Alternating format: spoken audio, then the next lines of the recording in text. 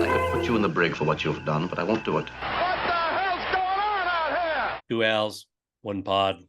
L. Ducharme with a sinus infection. L. Romas, perfectly healthy human being, a specimen with his cup of joe, raising his mug. It's not a Two Dicks web series mug. It's just a regular old plain porcelain cruise ship mug.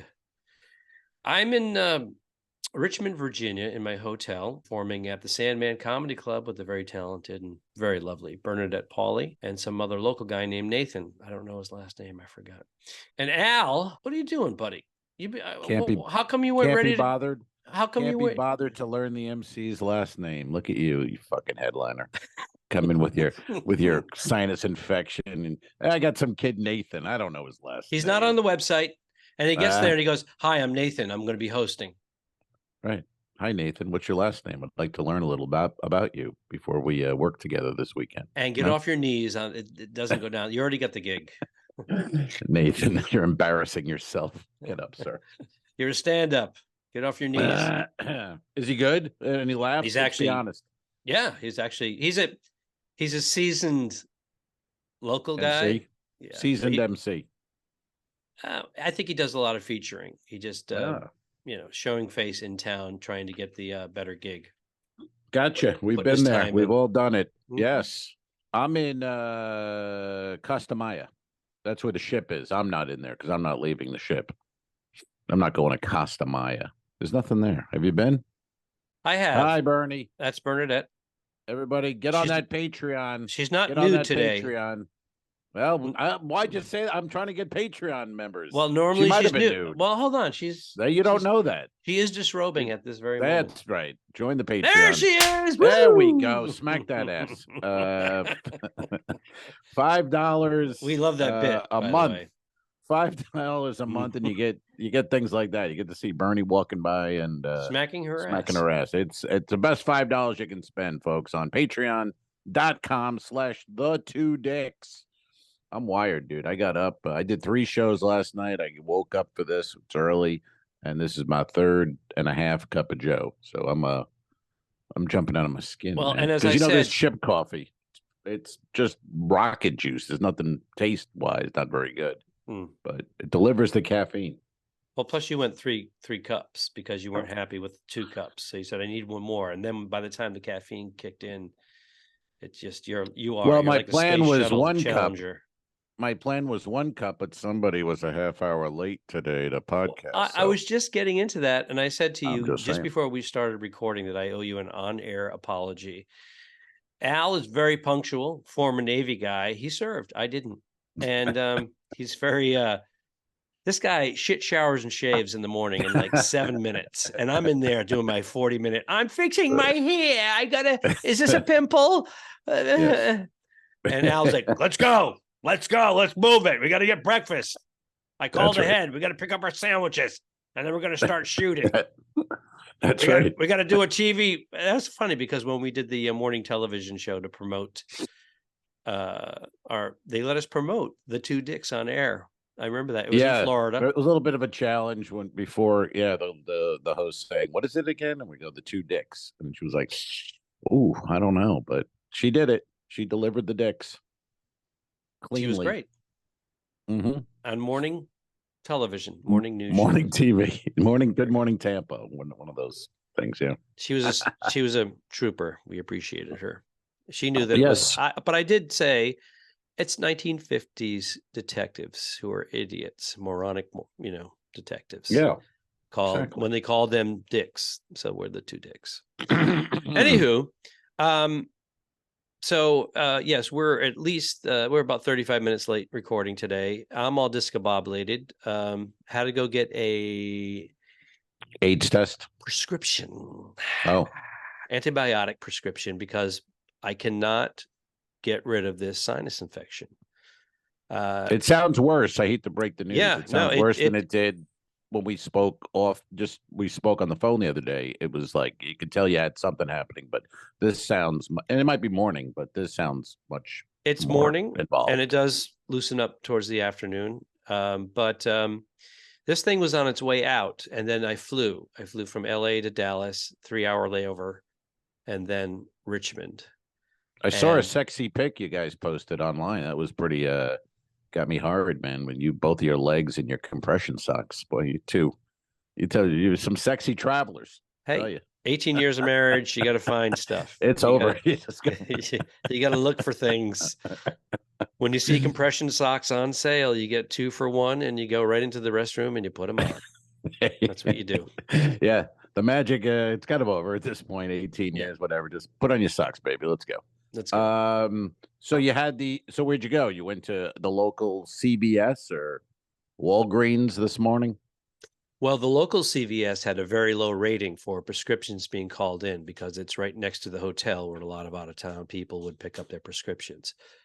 So my sister helped me with this as well. So I told her, my sister was involved because it's basically an antibiotic that I've taken before, but I couldn't get it without going to my doctor first. That was my next question. She called her doctor and said, hey, because we have the similar issues.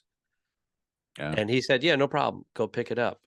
She said, well, can you send it to Richmond? A little bit of a white lie because her daughter lives in Richmond. And she comes out here 3 times a week anyways. And she said it would be easier for me.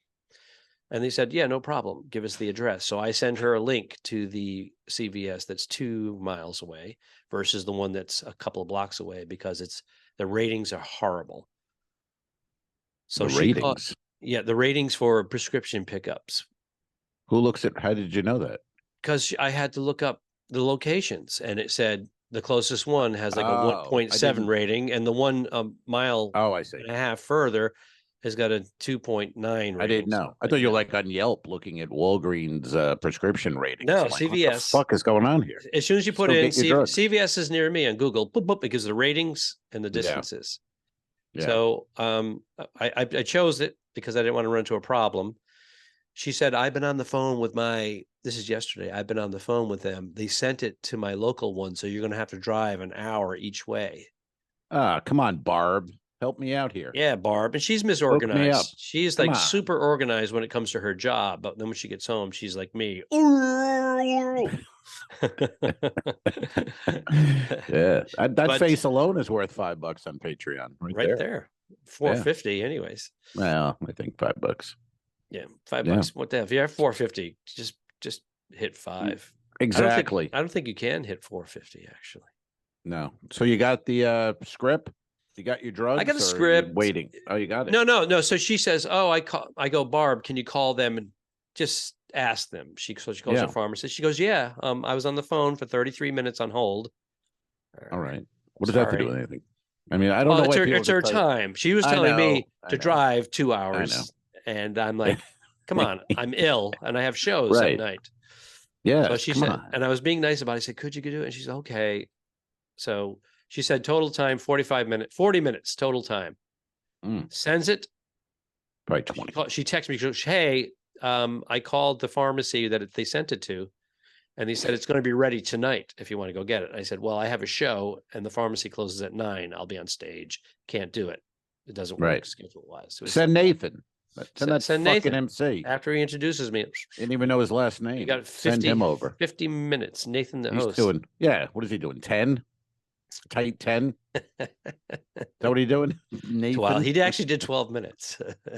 He went over? And no time in between. So Bernie goes up and does 25 to a half, and then he does nothing in between. He's just like, and let's bring up your headliner. It's like, whoa, dude, do a minute and a half. Give me something here. Just a little buffer to get the bathroom break. So he brings me up, and there's 6 people getting up to go to the bathroom. Oh, Nathan, you suck. And then I get the check. Nathan. I got the check spot too. It's like that still exists. Great. What time? That's hard. What time are they dropping checks? Like some of these clubs, the last 15 minutes. Well, some clubs now you're on stage 15 minutes. The checks come out. It's like, what are we doing? And they're doing the carpet bombing where they go. Yeah. I don't want to put all the checks out at once. So I'm going to do 10 minutes in, 15 minutes later, 15 minutes later. It's like, do the carpet bombing at that Just at that carpet point. bomb it. Yeah, doesn't matter. Is he this MC all weekend, this Nathan? He is. All right. Okay. Good crowds. You like this place? Actually, we had a small crowd last night. We had 50 people, and my niece was going to come tomorrow night with a group of people, but they forgot about the surprise birthday party they're having for one of the girls, 40 years old or something like that, or 30, 40, something like that. Right. And she said, so I'm going to come tonight with my friend. So just the two came, because last time we were here, they brought in like 16 people. So is this the Richmond Comedy Club? It's the Sandman Comedy Club. Do you know if it was the old Richmond Comedy Club? I do not know that. I used to work. This is in a bank. This is a 1930s bank. Converted into a dance club and now a comedy club. I used to work Matt's British Pub in Richmond. Yeah, that was a comedy club there. And then the Richmond Comedy Club, which became a Funny Bone, I believe. That could still be. And that's in the Fan. They called it the Fan. Yeah, that's a couple of miles from here. That closed, and then they opened just outside of town, 20 minutes away, 25 minutes away, and that closed, and now they're rumored to open up another location. I don't think Sandman is a good name for a comedy club. I don't think that works. Okay, well, hopefully Sandman, Michael Sands is the owner. Mr. Sandman, it's about going to sleep, and you don't want people sleeping at a comedy club. So I don't think Metallica entering the Sandman. Right. Enter the Sandman. I don't get it. All right. I don't think it should be Sandman comedy. Right. I'm just saying. Al's getting scared now because he thinks Sandman's going to listen and fire him for mocking the place. He's going to fire you. He's going to say, "Hey, tell Romas, tell Romas to send in his avail so I can ignore him." I want to do that. I want to fly to Richmond, Virginia, and work the Sandman for 3 days. First of all, they're very cool. I'm at the Ruskin Firehouse. I got bigger gigs, baby. Super nice club owners. You know, they opened up just a few months before the pandemic, and they got shut down. Ooh, ouch! They moved from Michigan. Ouch! He retired from his corporate gig, took their nest egg, and opened up. It's just like, because they're trying to revive this whole downtown area. So right. The only thing that could stop us would be some kind of goddamn pandemic. Crazy. Where people What are the can't chances? go out. It'll never happen. We're gonna make money, baby, and this is gonna be great. And they leased out this beautiful 1930s bank, and they claim that their landlords have been awesome because of it, but they should be. Yeah. You know, my first weekend, one of my first weekends in comedy was Richmond, Matt's British Pub, and I remember we stayed at the Omni Hotel across the street. It was brand new, and the headliner I was working with might have been like Mike Ciccone, one of those guys from Philly, and he was just like, "Kid, don't get used to this. This is not comedy." And I was like, "What do you mean? Like, we don't always get a big room at the Omni? This is awesome." He's like, "This isn't comedy." And then I would think a week later I was at a condo. You know what I mean? Yeah. Like with bed bugs and a fucking headliner banging a hooker after doing a crack all night, and with one phone. Remember the phone? It'd be on the wall, and the headliner would take it, and that long cord would go into his room under his door. And I'm the middle or the MC. I'm like, "Do you mean the other guy?" Like, can we use the phone? Can I use the phone, sir? I'm on the fucking phone. Fuck you! Get out of here. See you at the show. Don't talk to me. Oh, okay. All right. Thank you. Yeah. Things were different back then, kids. You know, these kids. Hey, we were talking on the phone the other day. I wanted to bring this up in case you forgot. I thought this might be some good pod fodder. You were talking about you went to dinner last week and you had some oysters, or you had an oyster. And that oyster might have been a little tainted, a little bad. Yeah, it was pungent. I did an oyster shot, which I've done before. And doesn't sound good. I've done the tequila oyster shot, where it's a oyster in the bottom, tequila, some lime. I've done them with friends, and you go, I'm doing an oyster shot.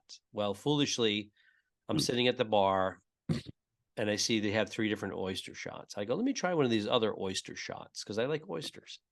And I don't, Where is this? LA? No, it was Catalina Island off the coast of, what is that?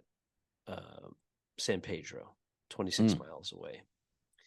So I was with Bernadette, and she goes, "Do it, get one." And we ordered 2 drinks and the oyster shot, and she doesn't really do the oysters. So I savor it a little bit, and then I'm drinking they put it in a bigger glass than normal. It's bigger than a shot. It's like a double, triple shot. Is it a big oyster? Is it like one of those, you know what I mean? Like sometimes the oyster can be a little big. I'm sipping it in the what is it? The tomato juice and Clamato with and clam juice. So I'm drinking it, and that's pretty good. So the clam juice is canned probably, and the tomato juice is canned, and then on the bottom they have this oyster. So I'm sipping it, and I drink the entire top, and then I start to see the oyster, and I shoot it back, and I go, and it's very pungent. I'm like, whew. And it went right down, right down. I was like, oh, I don't know if that was good, and I go like that. Like a metal taste, or is it a weird, like what's going on? Like why are you going, I don't know if that's good. Like low tide. And Bernadette goes, oh my goodness, I can smell it. Oh, Jesus. So I go right to the restroom. You can smell it. And I'm trying to get it out. I put 2 fingers in my mouth. I'm trying to get it out of me. It won't come out. And I rinse my mouth. I get some excess stuff out. I know this is gross. It won't come out. So then now I'm paranoid. I just ate a tainted oyster. And I go, tainted oyster. That was a big song in '84, kids. I thought that was the band. No, remember that was Soft Cell. Was the band, and then Tainted Oyster was the hit. Right. Go ahead. The oyster was tainted. No. So I go back to the bar. She goes, "You okay?" My eyes are all watery from trying to make myself get rid of it. And I said, "No." So we tell the bartender, and he's like, "Oh." And there's a glass. But what'd you tell him? You don't know if it's bad. I go, at this point, that oyster was very pungent. I think it was bad. I don't know what the deal was. And he's like, well, they just opened them. But you know that. Yeah. There's some guys that are maybe legal in the kitchen, just like. It's a risk. Anytime. I don't care where you are. You could be at Eddie V's and paying $90 for a plate. You can get a bad oyster. I mean, that's a risk. Yeah. Well, there's oysters are served cold if you're doing the live raw oyster. Like Revenge. And the clam or the shell has to be shut, completely sealed. Right. And they shut them. If it shuts easy, you're supposed to toss it. Right. If it's open, you're supposed to toss it. But they're not tossing. They're paying for that with steamed clams, they're supposed to be closed when you cook them. Anything that's open, you toss it. Anything that's closed, you tap them. If they're alive, they'll close up. And then when you cook them, they open. And if they don't open, you toss them. That's Alfred cooked the fish. Alfred, this is from my Al's Galley seafood That's right. days. I know all this stuff, and I don't know. It must be. Some of it might be a myth. I don't know, but that's what I was told, and I have in my brain, and that's just the way it works. So yeah. But you didn't get? Did you get sick? Did you end up? I said if I'm gonna end up. Usually, food poisoning. There's 2 kinds. The one that kicks in right away, half hour, 2 hours. I like that one. And then, I like that one. You want to get rid of it. And then there's the one that could stay in your system, and you have to get antibiotics for it. Have you ever had that? I've never had to get antibiotics. I had that when I went to Brazil in 2019. This is why you don't go to Brazil. I went to the doctor. I go, hey, I keep getting weird, stuff's going on here. The runs, it won't go away. And he said, oh, where were you? He goes, you have food poisoning. I go, food poisoning? I've had food poisoning years ago. It's a done deal. He goes, no, there's 2 kinds. The quick one and the long one. You have long term. You got to go on 7 days of antibiotics. Long term food poisoning. Yeah. Jesus. It stays in your gullet. It lives in your gullet. Whatever it is, the bacteria. And your stomach acids aren't enough to kill it. It survives. So you have to get the antibiotic to go in and kill it. And then your body kicks it out. Jesus. Yeah, it's crazy. Don't go to Brazil. Fuck that. You know what I mean? Yeah. Yeah. Well, you can get that anywhere, by the way. He said, where have you been? Oh, you're on a cruise ship in Brazil? You got it at one of those 2 places. But you can get it at Charlie's. No. Our favorite restaurant in town. No, not at Charlie's. How dare you? You just said 5 minutes ago, you can get that anywhere. You can go anywhere. Yeah, but I love Charlie's is that's the gold standard of steak in Tampa. So I doubt if you get food poisoning at Charlie's, then somebody really fucked. Yeah. I blame you. I blame the person. It's on you. Yeah. I've eaten there and it's always delish. Yeah. Capital delicious place. Yeah, I talked to Great drinks, great food. I talked to a guy yesterday up at the pool area. By the way, I think I've tried this joke on this podcast. Maybe you can help me on it. I don't even know if it's a joke, but there's something to it here. Think of this. How come when I'm at the pool, a couple will walk up to me naked, basically naked, guy's in a Speedo, she's wearing nothing. Why is that acceptable? Because there's water there at a pool. But if those people, if I saw them in the hall and their door was open and I looked in, they'd call the police close and the I'd door. be in jail. Right. What are you doing? You're disgusting. A body of water makes it okay. Why is that? I've had same thing. We saw your show last night and she walks up and once the area where there was a beaver is bald now. The bald eagle is like a foot from me behind the bathing suit that's wet, and I can see all the contouring of her vagina and her cold nipples from the water. And she's not bald coming on to me. I'm not saying that. I'm just saying she's just I just came out of the pool and my wet bathing bikini is basically naked. Right. That's acceptable. And that's acceptable. Completely. But if her door was open or you looked in, that's completely unacceptable and you're fired. And the dude's wearing a banana hammock that's also wet. And his is staying like full size, whereas mine goes in like a turtle. At that. You could stop staring at the dude. It's right here. He's got it. You can't. He's right here. He's like right next to her vagina. I'm seeing penis, vagina, and they're talking to me and asking me questions, and I can't concentrate. And you're right. Then I see them on the cruise ship, and I walk by the door, and she's like, "Oh my god!" Right? Why is that? Why is water make everything okay? I don't know. I need to crack that code, and then because I do it every night and it goes nowhere, and then I go, yeah, I'm kind of working on that. And one guy goes, yeah, keep working. I was like, yeah, all right. Don't lose your day job. Yeah, keep your day job. Yeah. What about this? Not related, but kind of in the same area. So you're saying you have no help from my joke? Thank you. Oh, well, I was just expanding on it. Well, I'd like in the comments below, if you'd like to help out with this joke, please make a comment on how we can put a ribbon on this and perhaps even a button. Close that joke up. Make it a bit. I'll give you. Well, you got to give the two. You have to give the two examples afterwards. You don't walk into a bank with a blah blah blah and a blah blah blah. You don't. No one says anything. You know what's classic about comedy? Like I do that joke and it's a hot set and I slip that in there, it like kills. Right. Even though it's not finished. But if I do it early in the set and they don't really know me at all, it lays there in dead silence. Same wording, same everything. It's all about, we're in the momentum of laughing. We're just going to laugh. Right. But there's really no joke there. It's just an observation at this point. Well, observations are the ones that would work. But I need a joke. I need the joke, though. I need the punch. Maybe it's just a humorous observation that you keep in the middle somewhere. I don't know why you want to. That's what it seems like. Yeah. You're trying to make a middle joke, an opener or a closer. It's a middle joke. God damn it! I want a closer. Closing. But what now with that analogy of it's okay here, but it's not okay there. I can see your nakedness protruding through thin material, but when I'm walking by you in a different background, it's unacceptable. This is a stretch. I don't even know if this correlates at all, but we were just talking about it earlier. That's why I want to mention it. I'm told to do a family clean show, even though it's a 10 o'clock show. They said, listen, this is a 10 o'clock show, but it needs to be family clean. I was just told this last couple of cruises. Okay. The two production shows, it's called Showgirl.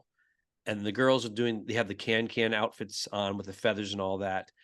And part of the dancing is the women are gorgeous. They have these long legs and they're wearing basically bikini underwear underneath. It's a can.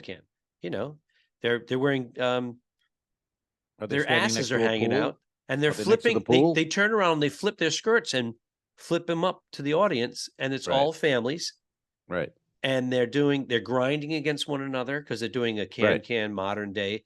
And the gay dancer guys and singers are all, most of them are gay. Most of them are grinding up against these gorgeous women who are probably not gay. They're not gay. Nobody's gay. All this is going on. I'm not a prude. I love it. I enjoy it. But don't tell me as the comedian to keep it family clean. Don't tell me. And I'm following that. Right.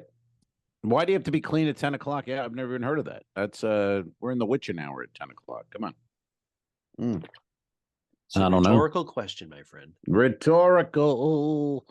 Yeah, that's weird. I don't know, but that does the case a lot of times. Sometimes I don't know why words are deemed adult or dirty, but dancing and actions are fine. So, I don't know why that would be the case. Let me ask you a question. Yes, sir. We'll get back to it. Is that bright light? Should I pull the curtain? It's like really bright. It's a little glary. It's distracting me. Oh, it's not distracting. It's a little glary. It's distracting me, though. I'm looking at my camera here, and I'm like, for those on Patreon, you can decide now, is this better? Because if you're listening in audio, you're missing it. Oh, no, Al's coughing into his hand. And close it all the way. Give it a close all the way. Yeah, go all the way. Go all the way. More and more, man. Do it. He's closing the curtain behind him now, and that's a little better. It's better. It's actually reflecting off the wall now. It's not even the window. It's just that sunlight. I talked to a guy yesterday, and I was talking to a guy yesterday. I go, what do you do? Right now, you're probably calling me a hack or something. Son of a fucking onion here. Look at this guy. And hey, I was talking to a guy yesterday, and blah, blah, blah. What do you do? You know, that horse shit. And the guy was like, this classic life coach. I go, what? You're a life coach? He goes, yeah, I'm a life coach. He was in some kind of business, got out of it, and became a life coach. It's like, what is? I don't even know. Do you know what that is? I mean, in the sense of, who would pay a guy to be a life? Like, why would I pay someone? You're a life coach. Why am I paying you? What am I getting out of that? You're paying somebody to bitch at you and tell you to do shit. Now, I have a wife, so that's all built in. And let me tell you right now, my wife coach. Yeah, is much more expensive than a life coach. So, yeah, but at least she's attractive. This guy's it's like that time, I think I told this on the pod.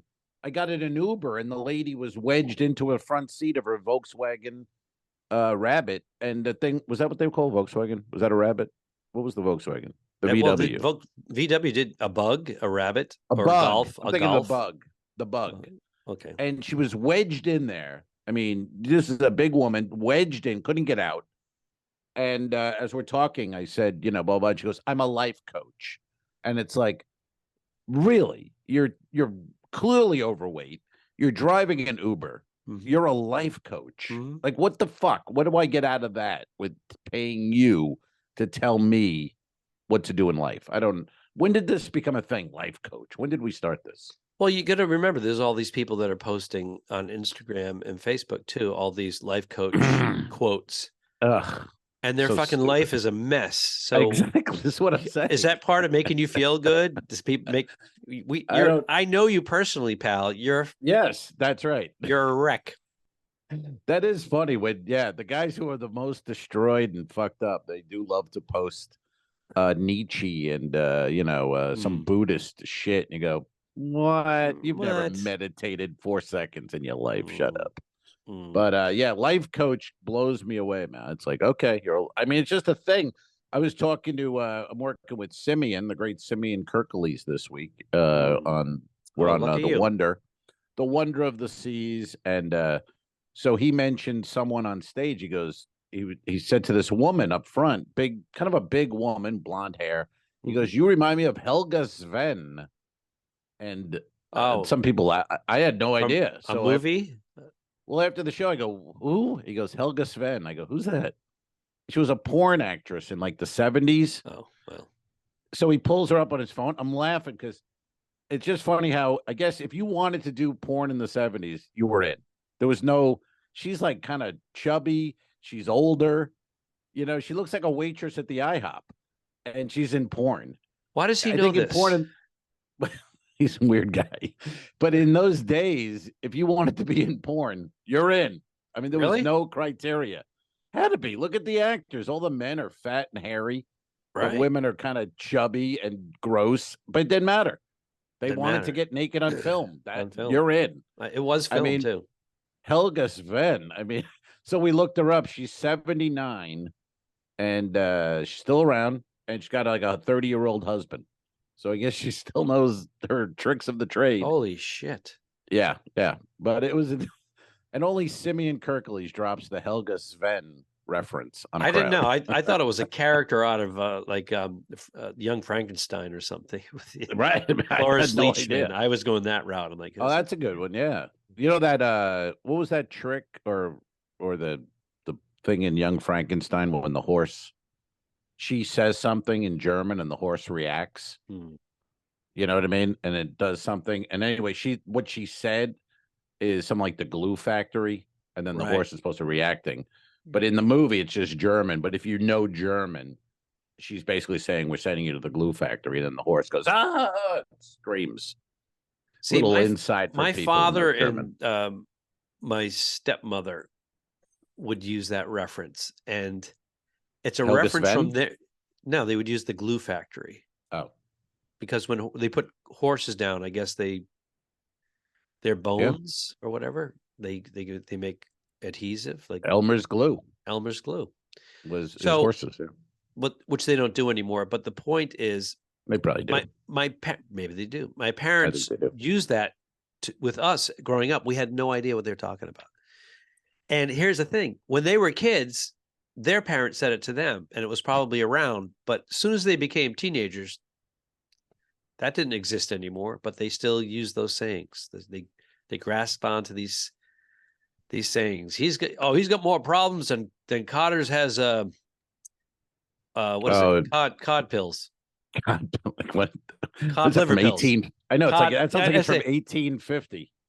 The whole thing. They would say cod liver pills all the time. That was one of their expressions. I had no idea. And you know what it is? Fish capsules, which we all use now. Flax seeds, and they're good for you. Yeah, little fish oil. It's good. Fish oil is it's erection. Good. Yeah, yes, it's good for that circulation. Mm-hmm. Also, it's got a natural antihistamine. Which so I don't have any with me. Why don't you go take some fucking fish and clean that sound up? God damn it! You got 2 shows tonight. Gonna sound like and I'm a voice great. guy. Headline has got COVID. This is awesome. Fuck, we're all gonna die here at the Sandman Comedy Club. It's Richmond. An old bank, so the stage is like 6 feet high, and the ceilings are like 22 feet high. So there's echo. I can picture it. Yeah, I can. So there's no one near you. There's. I know those. Yeah, that's.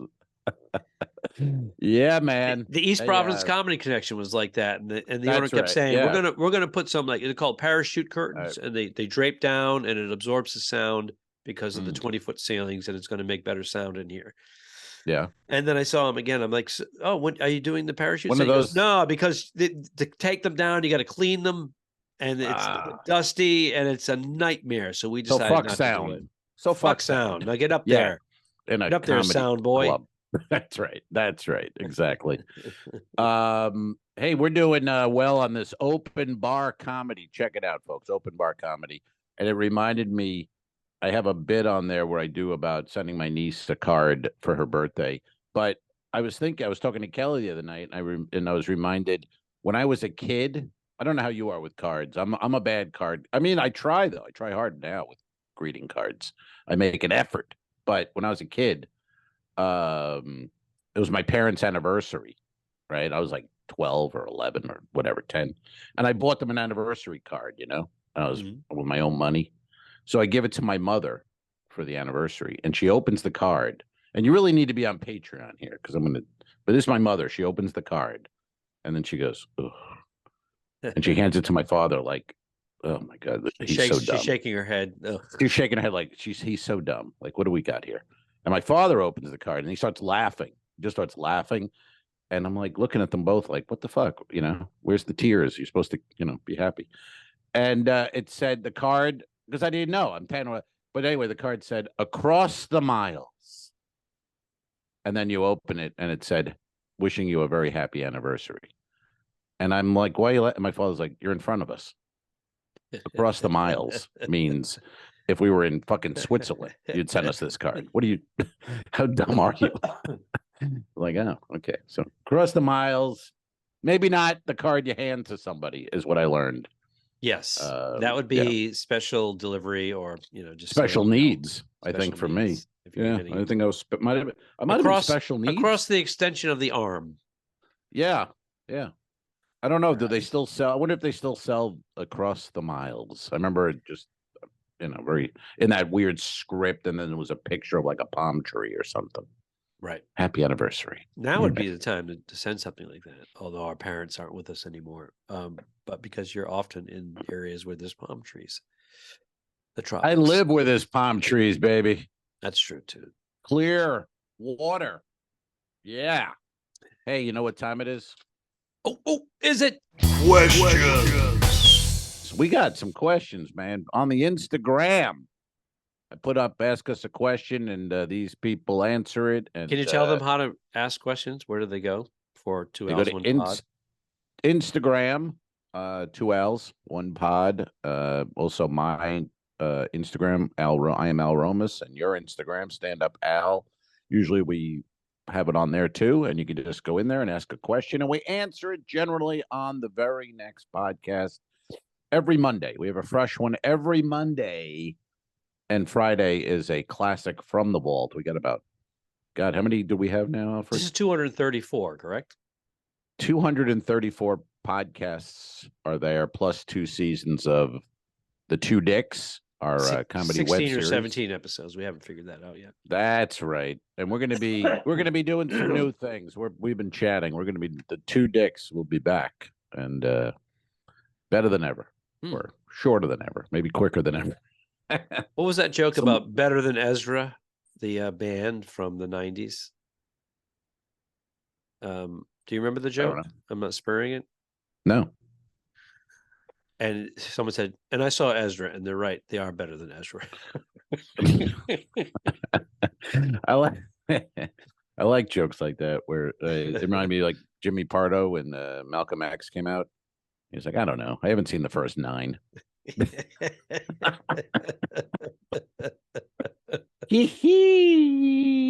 All right.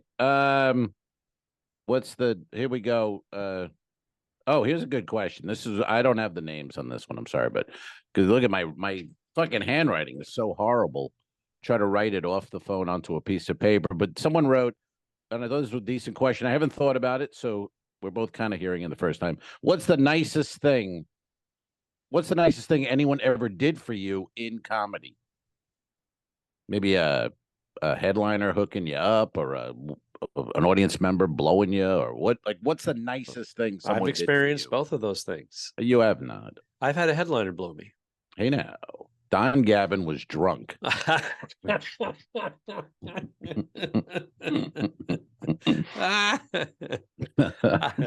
No, it was a female headliner, and that's all I'm going to say.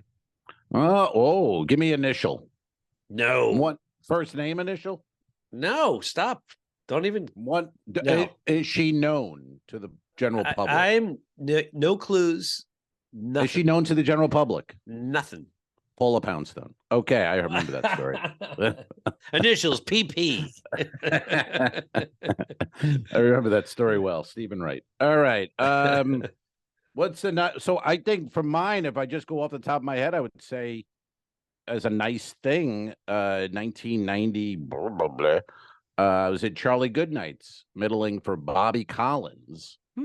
And Bobby Collins had just taken over for Rosie O'Donnell on VH1 Stand-Up Spotlight. And I middled for him all week. And at the end of the week, he said, I'm going to get you on VH1. I really had no TV.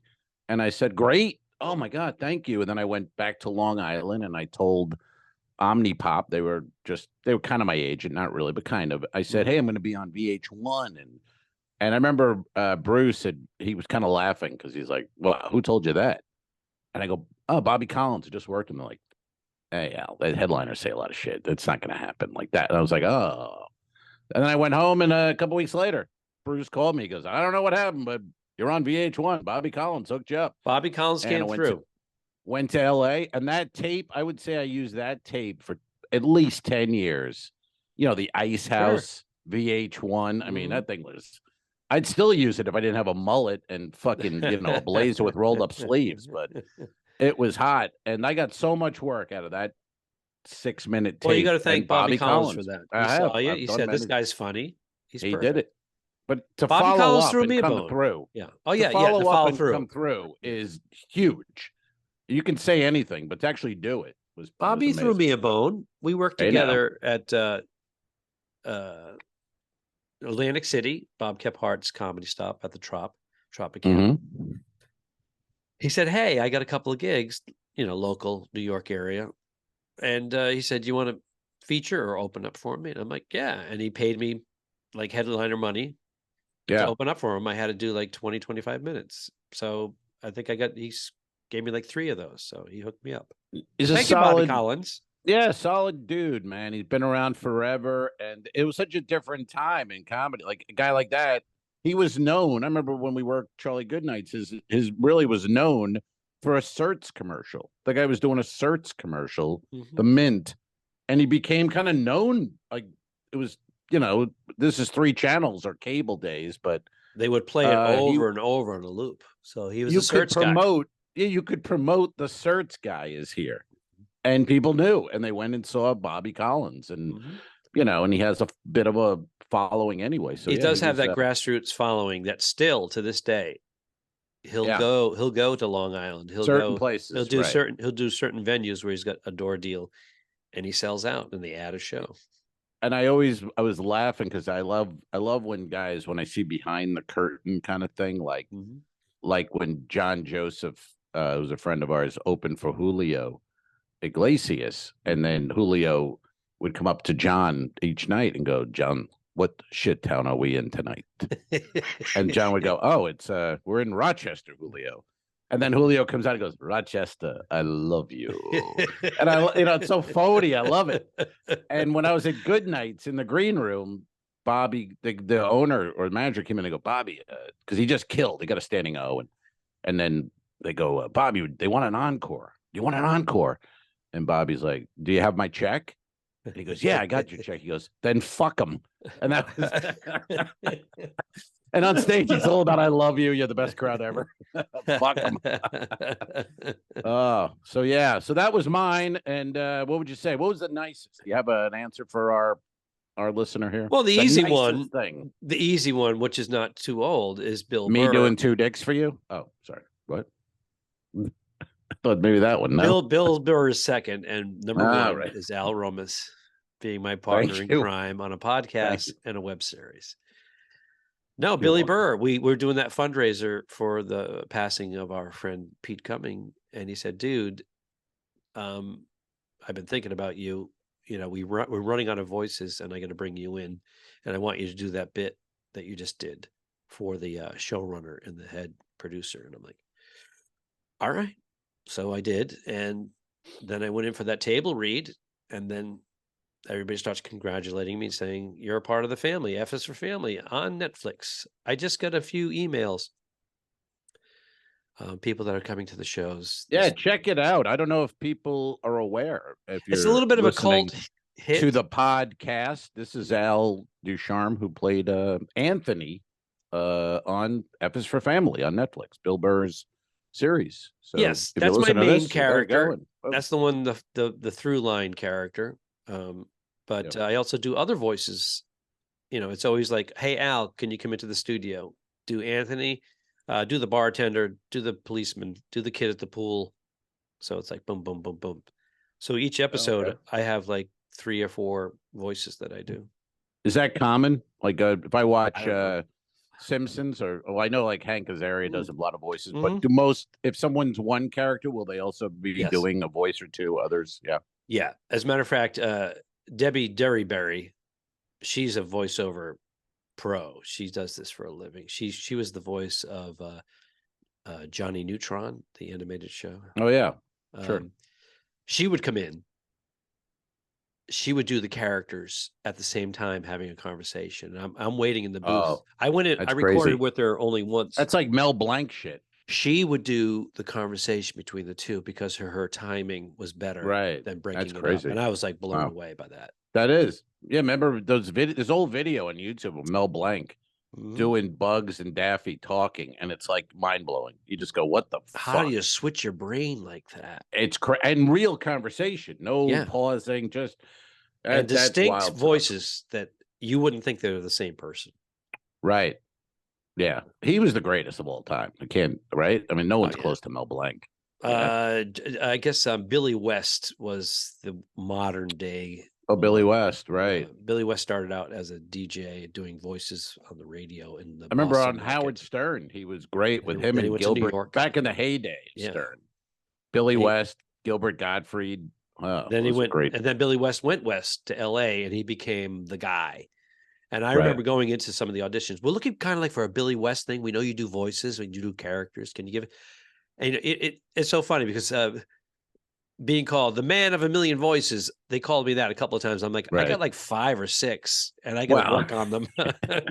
Well, it's like these impressionists on cruises. They call it man of 1,000 voices and you go, yeah, it's the same impression, kind of. It's Pesci is De Niro. They got like 2 or 3 that are on point. And then they do all these other voices and they're like similar.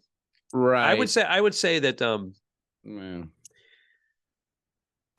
that Mike Wilson is probably one of the better guys out there. He's got the variety and distinctions between. I just find most of them are doing impressions of Dana Carvey's impression of that, or Jay Moore's Christopher Walken, or whatever the guy who found it. They're doing the impression of that guy, not the impression of the actor, whoever they're saying. So, Jay Moore was the first one to take walking to that international stage. Yeah, it's like you can go like Kevin Pollak was Shatner.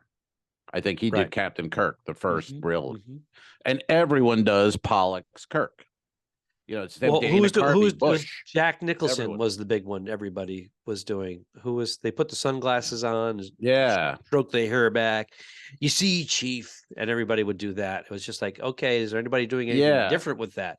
Can you take? Then they would take. I'm going to take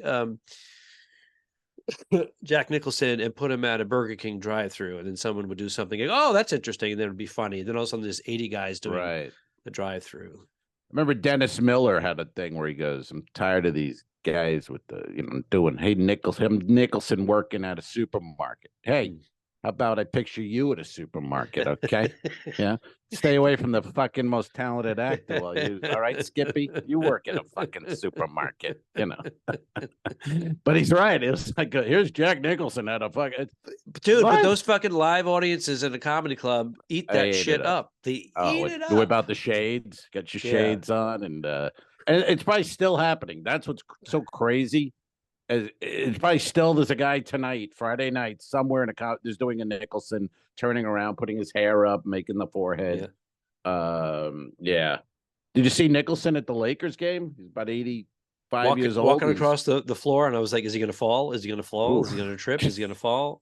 He hasn't been in public in 2 years, and he's like, I can do it tonight.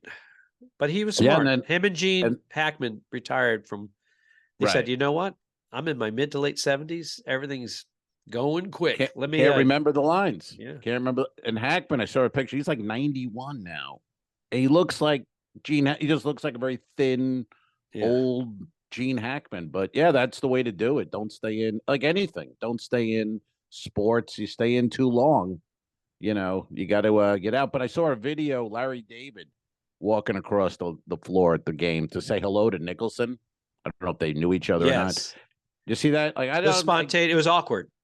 It didn't look like two famous guys. Huh? It didn't look like Nicholson knew him though. No, he shook his hand politely, like, "Oh, you're a guy." Oh, he must be an agent.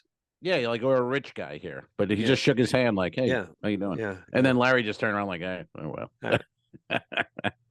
All right, that's it. So that was Bobby Collins for me, and that was Bill Burr for me. Bill Burr for Alfredo. We got another question here. This one is from Bernadette Pauly. Has written in. Bernadette Pauly. And it's a little weird because she's asking about. I mean, I don't know if there's anything you can do for that. Is this legit? Is she asking a legit question? I don't think penis size. I don't think those pills work. I don't think they work. But if you want to, no, I'm kidding. She wrote a real question. She wrote, and I think it's to me: was your life improved from time in the military? Habits, lessons, insight, and if so, tell us how. Well, let me ask you a question. You sure the question is for you and not both of us? You were not in the military, sir. You didn't serve. That's what she wanted to hear. She howls when you say you didn't serve. Well, you didn't. You didn't serve. I served in Al's Galley restaurant. You chose not to. Did it ever cross your mind? Did you ever go, yeah, I'm 18, I'm 19, I should wear the fucking uniform of my country and give them 4 years of my life? All those World War II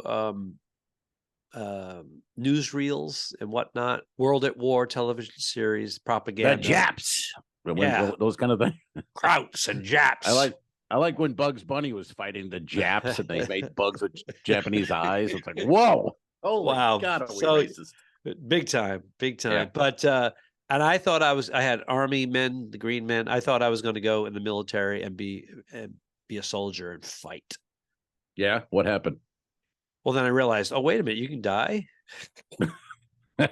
Unless you're a general, protected, you're not allowed to go to the front lines. I'm like, I'm not smart enough to be a general, so I guess stand-up comedy. That's where I'm going. That's why you joined the Navy. Those boats are far away. You're safe. Yeah, but you're sleeping in 4 bunks with Yeah. All right. A lot of masturbation. That's right, baby. Yeah. The latrines. You said you said the latrines were covered with shit. And someone had to come in and there was one on our ship. We were at sea for 58 days, going to the Med. But no one would flush? Is that what it was? Well, it became a thing. Men at sea. Oh, you were like, don't flush it. See if he. Not me. I was not involved in this. I swear to God, I was not. But I saw it. Some guys, 3 or 4 guys, 5, whatever, they decided we're just going to shit in this bowl and not flush it. And each time we're going to, and they made this shit go over the bowl. Oh, yeah. And then 58 days bored. It was so it was beyond. And then we didn't have doors. We had a plastic, almost a see-through plastic, like a kill divider. room. Yeah, like a kill room, like a Dexter, exactly. Holy shit. And so you got the toilet full of shit all the way to the top.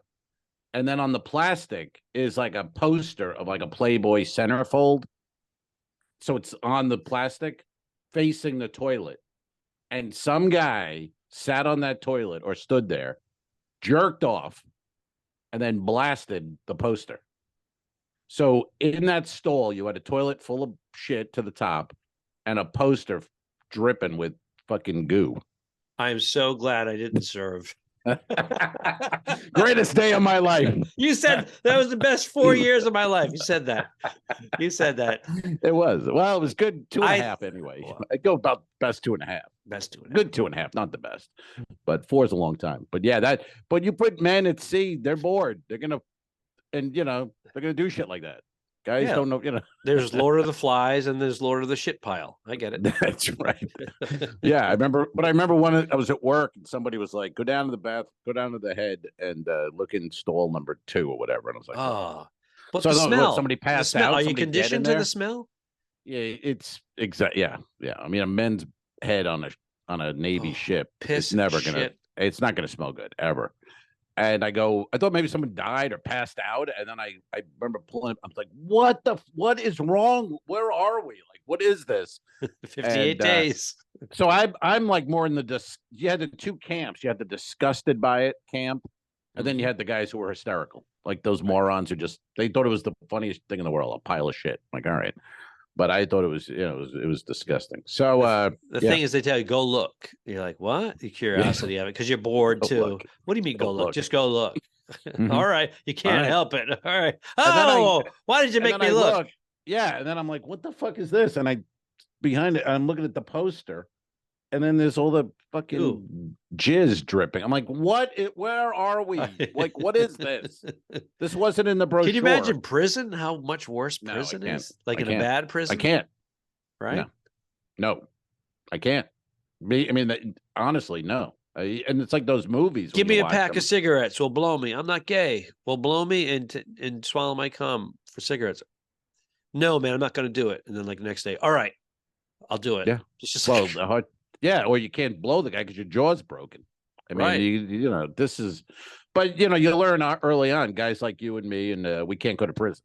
So you got to lead a clean life, whether you want to or not, because we have no business in prison. I might want to serve before I go to prison. Hell yeah, you should have served, man. It was a great time. I feel like I'm serving now. Well, you're serving somebody, like Bob Dylan said, right? You got to serve somebody. You like that song? I love that song. That was a great song. Mm-hmm. You can call me Zimmy or you can call me Bobby. Bob Dylan, still out there, man. 88 on a 3-year tour of the world. He didn't serve, did he? No, Dylan didn't serve. Fucking hippie. No, I think he wore an army jacket though, and a flag on the back of it, to like upside down flag. Was that? Yeah, I didn't care for that. That's like a dichotomy, like in Full Metal Jacket. The guy's got the helmet with the upside down peace sign, right? And the general's like, "What side are you on, son? Come on, join the team and come in for the big win." Right.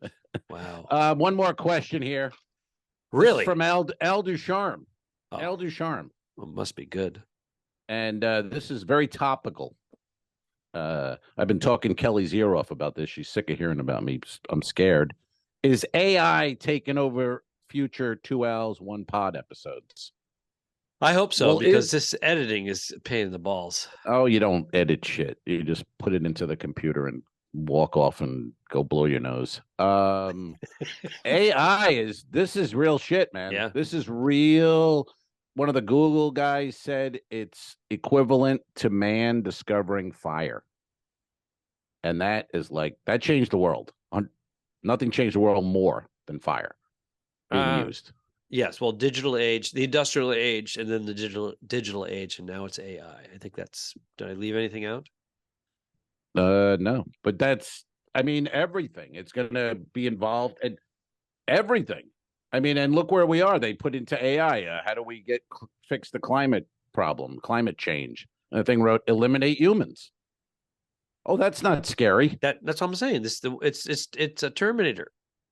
How many movies? It's Matrix. How many movies do they have to make when the machines take over? Because they find that man is a flaw because of greed, politics, power.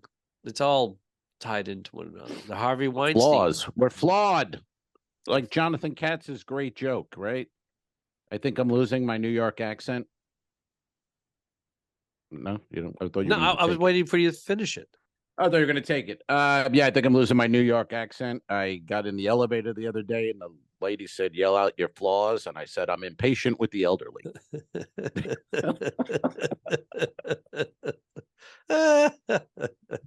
Jonathan Katz has been posting all the classics of his stuff.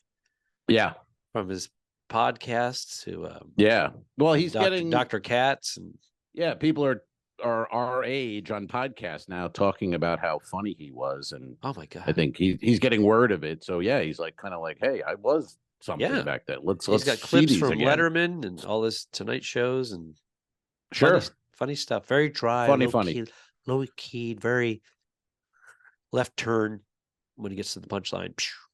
Yeah, good stuff. He was at the right time too, because nowadays, comedy clubs started to get rougher.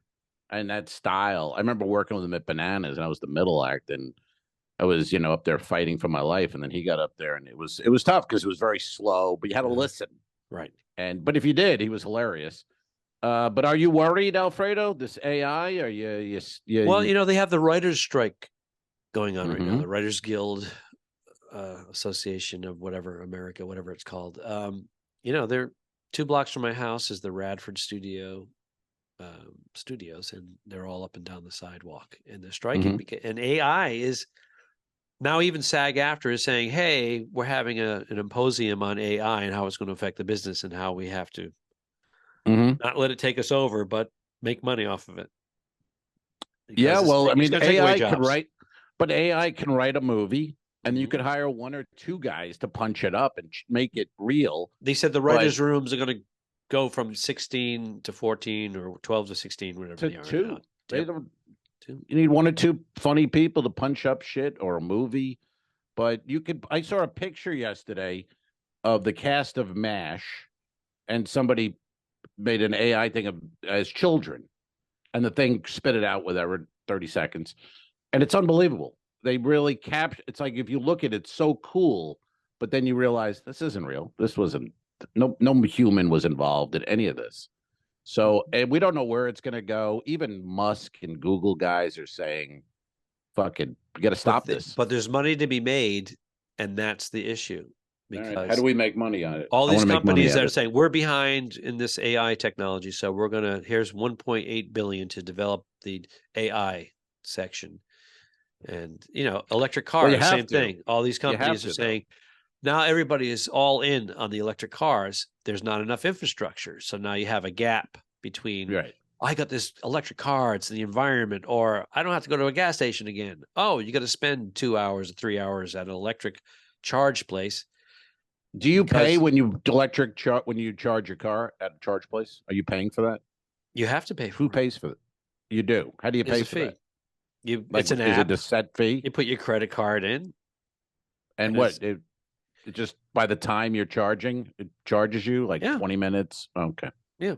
It goes like a gas station, but it's cheaper and less of an imprint on the environment. But that's a challenge because you'll go to a charging place and they'll have, let's just say they have like 15 charge stations. If you're lucky to get a real charging. And they got the two fastest ones. There's 2 cars there. So you think, oh, I'll get in line for that. And then you're like, I don't want to wait a half hour. That car is going to get a full charge where it would normally take 12 hours. It doesn't sound great. I mean, I follow a guy on Instagram and he, a fairly well-known guy, but he got rid of it. He put a thing up. He goes, say goodbye, electric car. He goes, fuck this. And because he had done a week of showing. Sure. Can't charge the thing. It's taking forever. And he was, he was just like, fuck it. I'm getting rid of this thing. Well, we were going to install the fast charger at home. And they said, let's just get used to it. We have a plug-in hybrid. So we have a 7-gallon gasoline petroleum tank. So we don't have range anxiety. Right. And when we charge our car, we do it overnight on like 120. It's a trickle. So it takes anywhere between 8 and 12 hours. So ours is usually full the next morning. And then if we do all local stuff, we don't go to a gas station for 2 or 3 months at a time.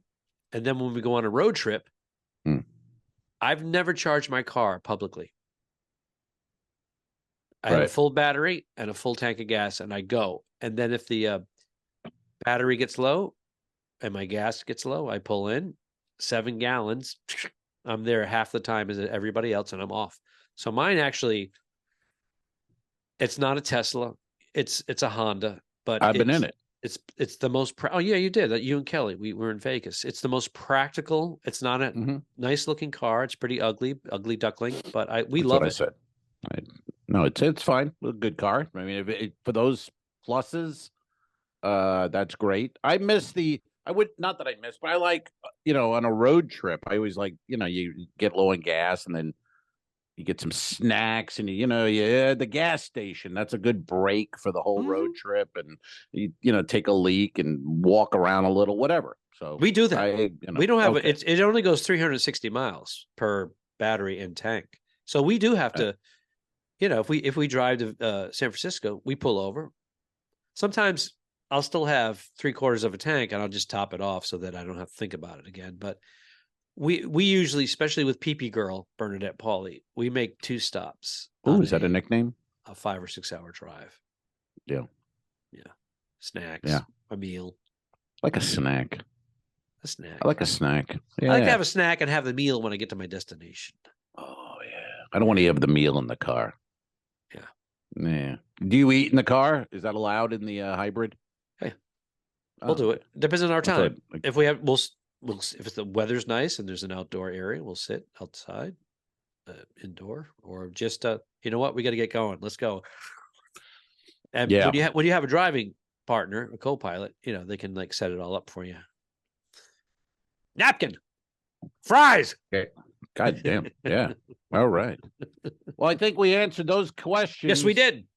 And by the way, and Bernie, anyone else, but the one habit I've got out of the military that I love, and I think and I've seen videos where people say you should do it every day to start your day.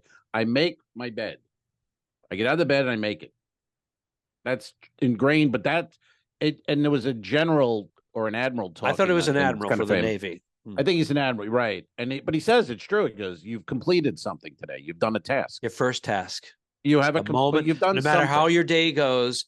Yeah, it didn't go the way you planned. You had a rough day. You come home. You completed making it's a wonderful speech, and it's been doctored a little bit where they put music like American heritage right behind, and I love that. Yeah, a little tear on. But it's not just military, by the way. It's good for life. It's a good thing to do, and when you come home from work, it's like a sink full of dishes. You don't want to see that shit. And it's nice to walk in your bedroom and the bed's made.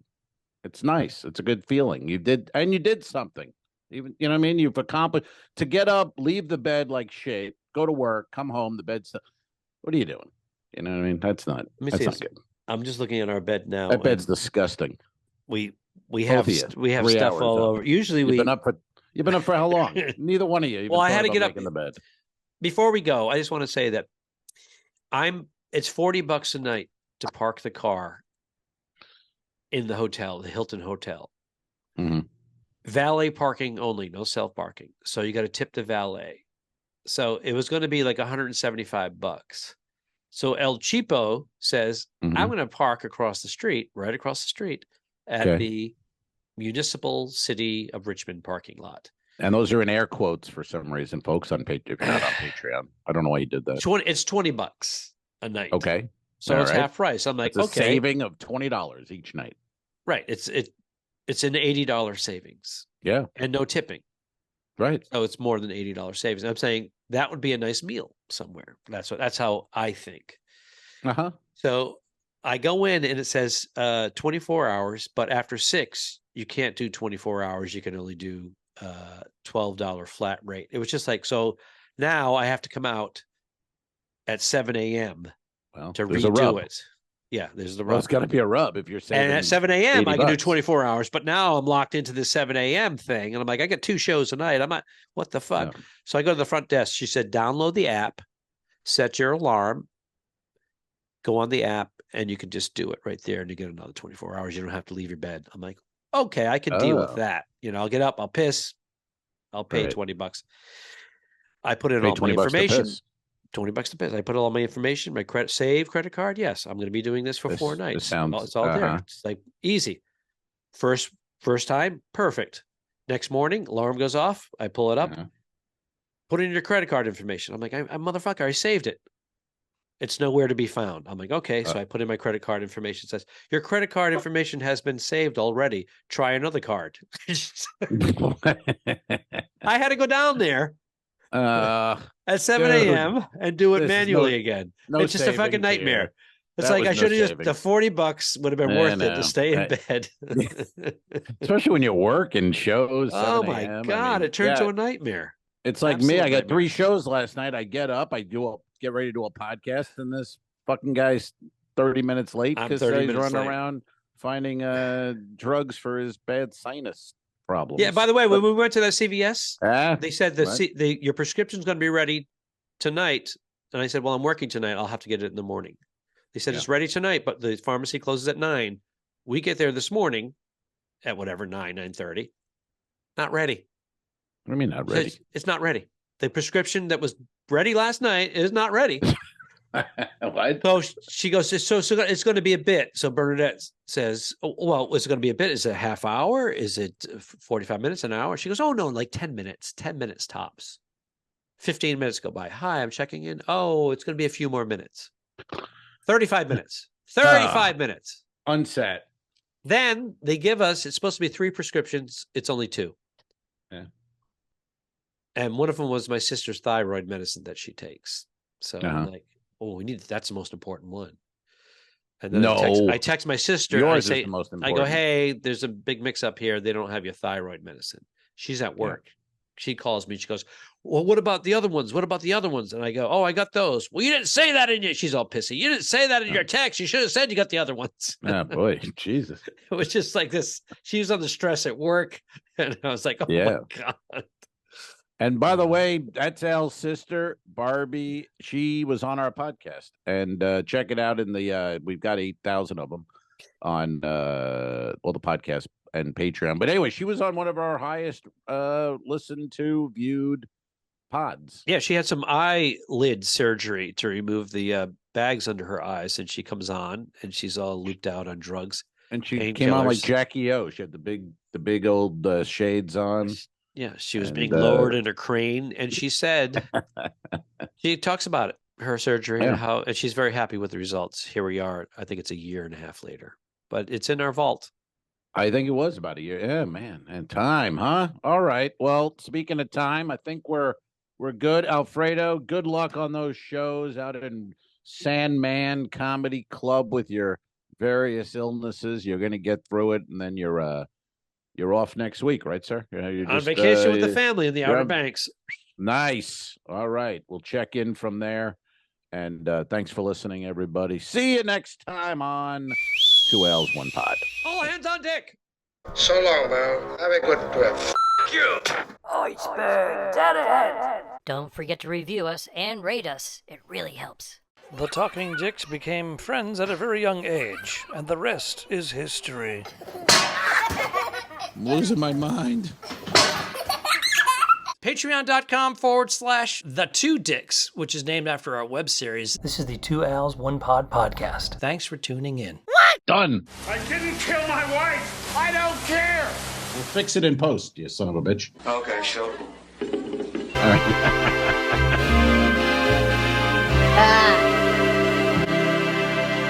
Subscribe. Mary. This was a horrible mistake. Go to patreon.com/forward2dicks. If you shoot me, you won't see a cent of that money. Why? I think it ends on that. That's beautiful.